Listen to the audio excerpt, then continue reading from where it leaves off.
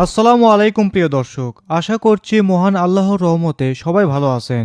এইমাত্র আবহাওয়া অধিদপ্তর থেকে পাওয়া সবচেয়ে বড় গুরুত্বপূর্ণ খবর, এবার বাড়বে তাপমাত্রা, কমে আসবে ঝড় বৃষ্টি। আজও বাংলাদেশের বিভিন্ন জেলায় কালবৈশাখী ঝড় বৃষ্টির পূর্বাভাস, পাশাপাশি কয়েকটি জেলায় হতে পারে শিলাবৃষ্টি, এমনটাই জানাচ্ছেন আবহাওয়া অধিদপ্তর।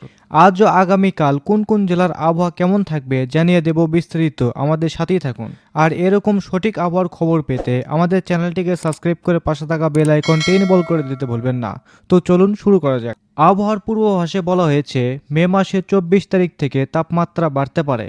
একই সঙ্গে আগামী 2 দিন দেশের দক্ষিণ ও মধ্য অঞ্চলে বিক্ষিপ্ত বজ্রসহ কালবৈশাখীর ঝড় হতে পারে, এমনটাই জানিয়েছেন আবহাওয়া অধিদপ্তর। এছাড়াও গত 24 ঘন্টায় দেশের তাপমাত্রা রেকর্ড করা হয়েছে খুলনার মাংলাতে 35.3 ডিগ্রি সেলসিয়াস, আর সর্বোচ্চ বৃষ্টিপাত রেকর্ড করা হয়েছে সিলেটে 23 মিলিমিটার। এদিকে আবহাওয়ার আরেকটি সতর্ক বার্তায় বলা হয়েছে 11ই মে খুলনা, রাজশাহী, চট্টগ্রাম, ঢাকা ও বরিশাল বিভাগের অধিকাংশ জেলায় বিক্ষিপ্ত বজ্রসহ কালবৈশাখী ঝড় ও ভারী বৃষ্টি হতে পারে। তবে ঝড় বৃষ্টি আগামী 14 তারিখ থেকে কমে আসতে পারে।